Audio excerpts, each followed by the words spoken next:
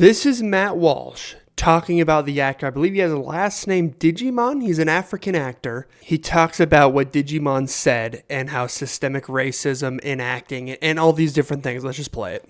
A 60-year-old actor recently described his lived experience on a CNN show called African Voices, which is the kind of original programming that's helped the network attract massive new audiences and break ratings records. I mean, people cannot get enough of African voices.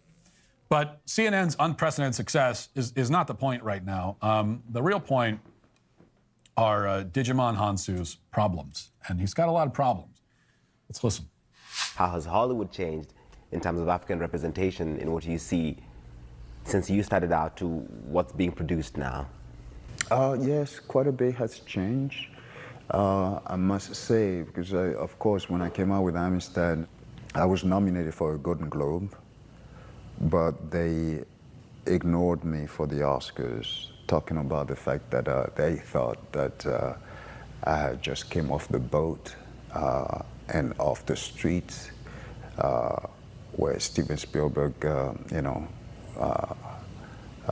used me for this film, and even though I successfully did that, they just didn't feel like I was an actor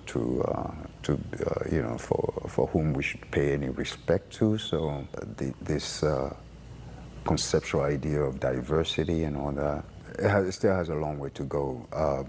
Systemic racism don't change like that anytime soon. I mean, I'm still struggling trying to make a living. I will say that the pain of being snubbed by the Oscars is one that I understand. I have also been persecuted in this way. So me and Digimon have that in common.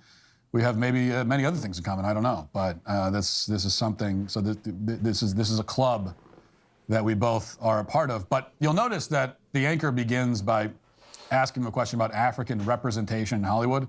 He's looking for Digimon to offer some perspective about how things have changed over time in the decades that he's been working in the industry. But instead of answering the question, he immediately starts talking about himself. And very quickly, he reveals that he's still bitter about an Oscar snub for a movie that came out 28 years ago. He says that Steven Spielberg used him for the film and that the industry didn't show him respect because of systemic racism.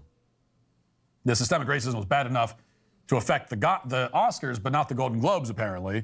And now, in part because of this snub from 3 decades ago, he's supposedly struggling financially as a result. So I looked up his net worth, $2 million, and he's still struggling to make a living. Huh.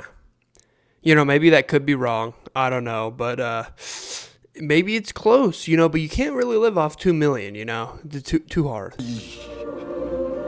Your Honor, please instruct the defendant that he cannot disrupt these proceedings with such a... Give us free!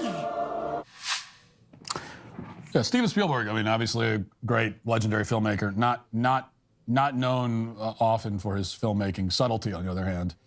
And in the business, this is what's known as Oscar bait. They're daring the Academy not to like this, because if they don't like it, then they must be racist. They must be on the side of the slave owners if they won't give this an Academy Award. But apparently the Academy didn't take the bait on this occasion, which I admit is a bit surprising. Usually when someone portrays a slave in a film, they're guaranteed to win every award they're eligible for. Federal law requires it, I thought. But in Digimon's case, the law was violated, which is racist. And according to him, if you don't think that that's world-class acting, then you hate black people. You're a part of systemic racism. And this systemic racism apparently is the reason that he cannot pay his bills. Watch. I've been in this business and making films now over 2 decades, and still, with 2 Oscar nominations, been in many big blockbuster films, and yet I'm still struggling financially to make a living. I'm definitely underpaid. Growing up, you're one of the first big black actors I saw in big budget films, so it's mind-boggling to me. Well, that's a sign for you that systemic racism is not something that you can deal with lightly. It's so deep inserted in so many things that we do across the board, and you don't overcome it. You just have to sort of like you have to cope with it and survive the best way you can. Apparently, I'm pronouncing his name wrong. Is it Jaimin? Jaimin Hansu? Yeah, it's Jaimin. Okay, I just Googled it. I just Googled it. Oops. And he's only capable of talking about himself and blaming his financial difficulties on racists. But if you do any amount of research into this guy, you find out very quickly that his financial difficulties, if he's having them, are definitely his own fault. And it's not even close. According to the New Haven Register and Realtor.com, just 5 years ago, Hansu bought a $2 million, 4-bedroom, 4-bathroom home in the Trenda Playa Vista neighborhood of Los Angeles. Apparently, by the way, just minutes away from the high-end boutiques and restaurants in the area. And from the images they post online, it's a nice-looking house with a lot of interior space to work with. So it stands to reason that this actor, as you'd expect, was making quite a bit of money from appearing in all those films over the years, including Guardians of the Galaxy, Aquaman, Captain Marvel, Blood Diamond, Gladiator, How to Train Your Dragon 2, Charlie's Angels, both Rebel Moon's films, and so on.